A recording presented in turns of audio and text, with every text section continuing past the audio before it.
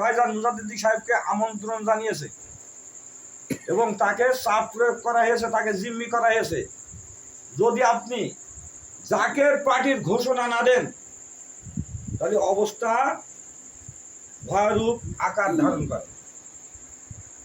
এখন উনি তো জাকের পার্টির নীতি নির্ধারক, আমাদের মানতে আর কোনো সমস্যা নাই। তাহলে আপনি ঘোষণা দিয়ে দেন যে আমির ফয়সাল প্রেসিডেন্ট না, প্রেসিডেন্ট এখন আমি।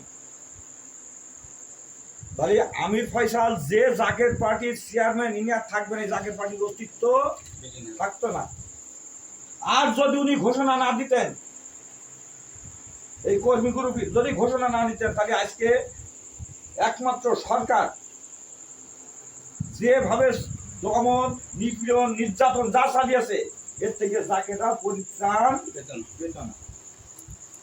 যারই কারণে এই জাকের পার্টিকে অক্ষুণ্ণ রাখবার জন্য, জাকের পার্টির বিপক্ষে যাতে কেউ আঙুল তুলতে না পারে, জাকের পার্টির কোন সদস্য একটা পশম যাতে স্পর্শ না করতে পারে, তার জন্য এই কৌশল।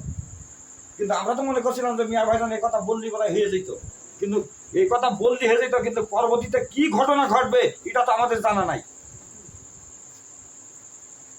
এখন যে বিষয় চলছে, এখনকার যে বিষয়, কোন জাকেরের নামে কোনো মামলা হামলা কোনো কিছুই হয় নাই এবং হবে না, এটা নিশ্চিত জানিয়েছেন হেজবুল্লাহর ইমাম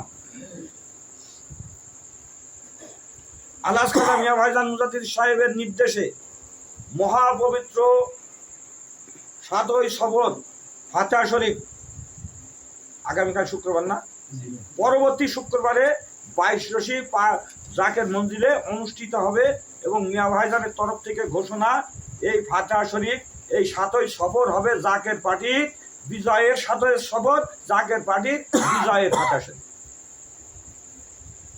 এতে সন্দেহ আছে? উনি বলেছেন যখন তখন এইটাই হবে। সাথে সাথে আরো কিছু কথা তার ইঙ্গিত বহ, আমরা যে পরিষদ